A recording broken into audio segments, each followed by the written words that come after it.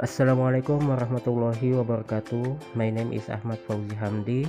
I'm from Faculty of English Language Education, Panca Sakti University, Bekasi. This is a replacement video assignment for the Cross-Cultural Understanding midterm exams from Miss Iswandini Agustin M.Pd. In this video, I will try to talk about educational attitudes. Student life at American universities is chaotic during the first week of each quarter or semester. Why? Because they have to registering for classes, becoming familiar with the buildings on campus, buying books, adding and dropping classes, and paying fees that sometimes are confusing for everyone. During this busy period, there is little time for students to anticipate what they will later encounter in the classroom.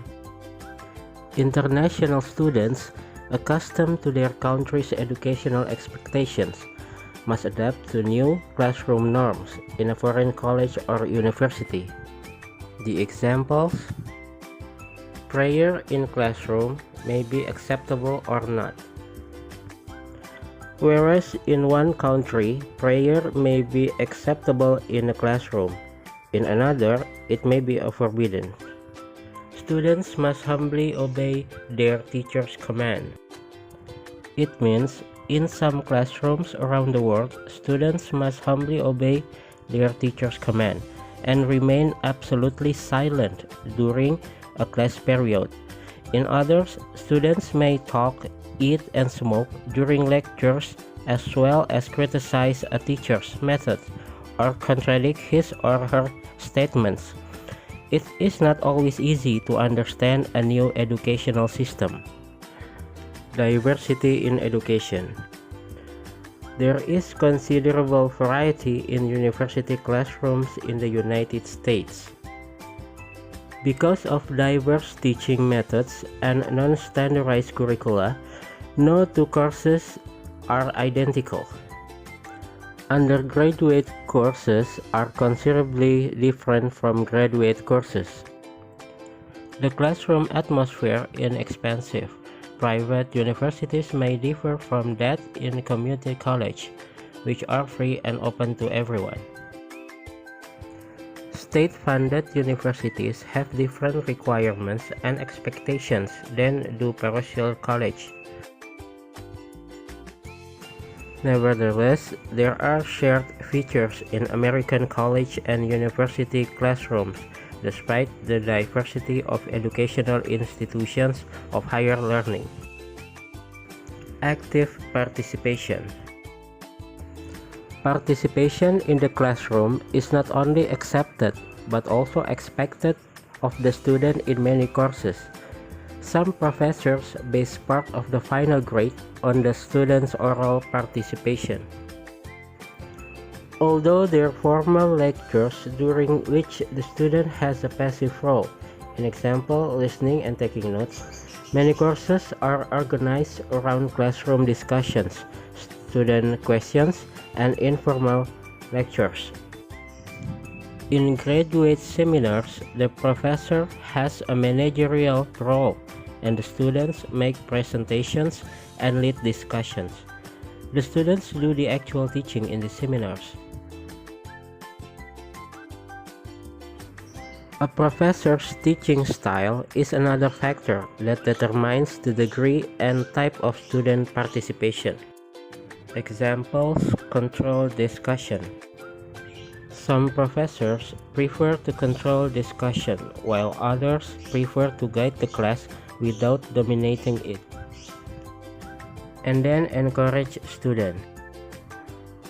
Many professors encourage students to question and challenge their ideas.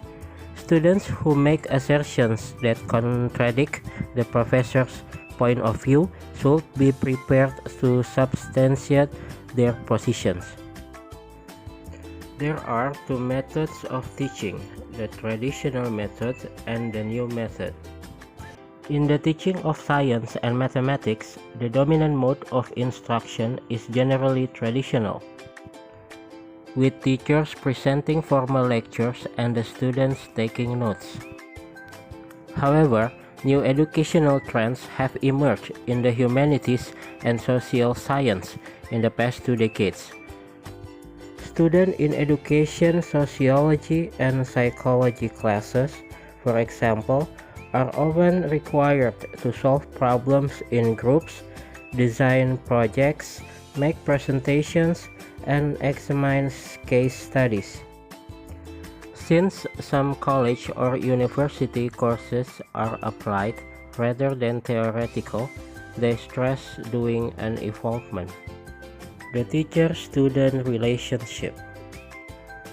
Many instructors believe that informal, relaxed classroom environment is conducive to learning and innovation. It is not uncommon for students to have easygoing and friendly relationships with their professors. The casual professor is not necessarily a poor one and is still respected by students.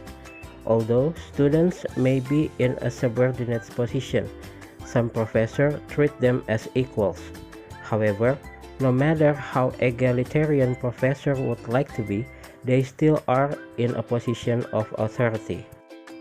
Professors may establish social relationships with students outside of the classroom, but in the classroom, they maintain the instructor's role.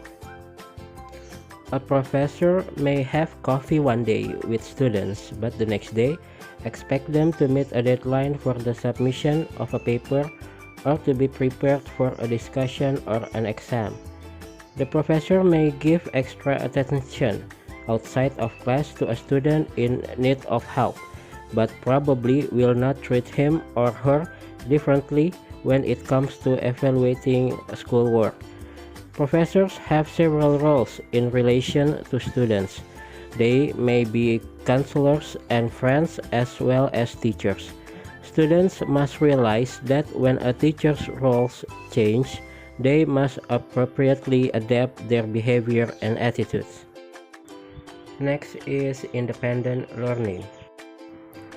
Many teachers believe that the responsibility for learning lies with the student. If a long reading assignment is given, instructors expect students to be familiar with the information in the reading, even if they do not discuss it in class or give an examination. Courses are not designed merely for students to pass exams. The ideal student is considered to be one who is motivated to learn for the sake of the learning, not the one interested only in getting high grades. Grade-conscious students may be frustrated with teachers who do not believe it is necessary to grade every assignment. Sometimes homework is returned with brief written comments but without a grade. Even if a grade is not given, the student is responsible for learning the material assigned. When research is assigned, the professor expects the students to take the initiative and to complete the assignment with minimal guidance.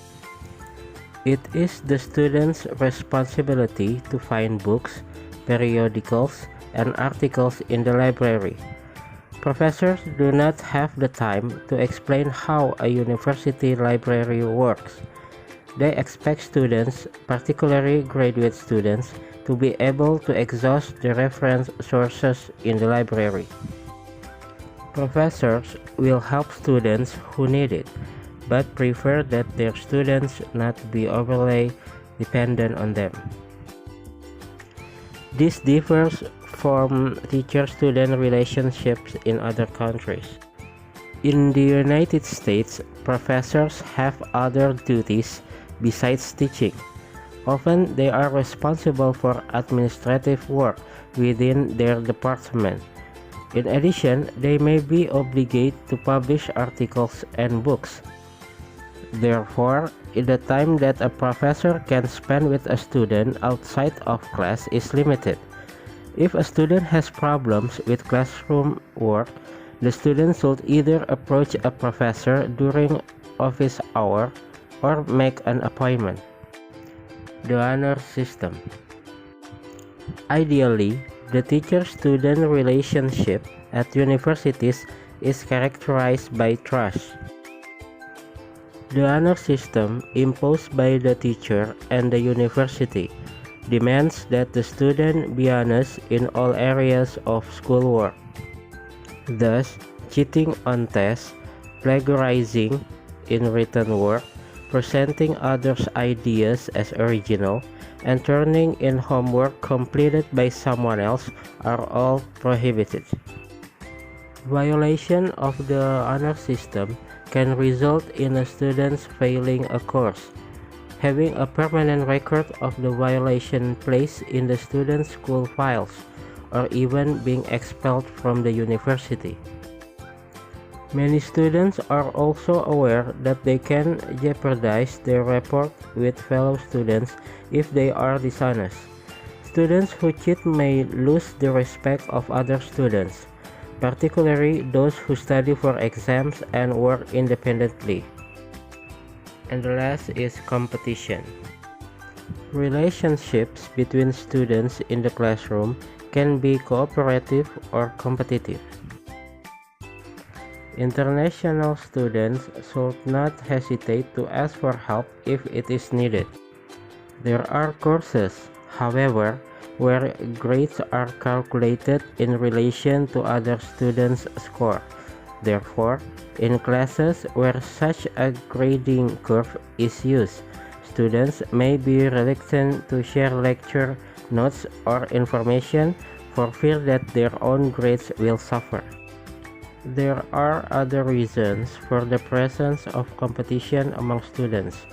A high grade point average is needed for entrance to superior graduate schools.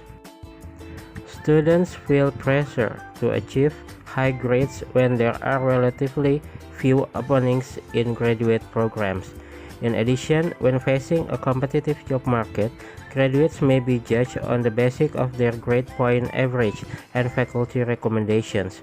Ultimately, it is the student who is responsible for succeeding in the competitive system.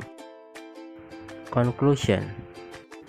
The university classroom in the United States manifests cultural values through professors and students' expectations and attitudes. Competition is an example of only one value. Educational practices such as the honor system and student participation indicate a respect for individual responsibility and independence.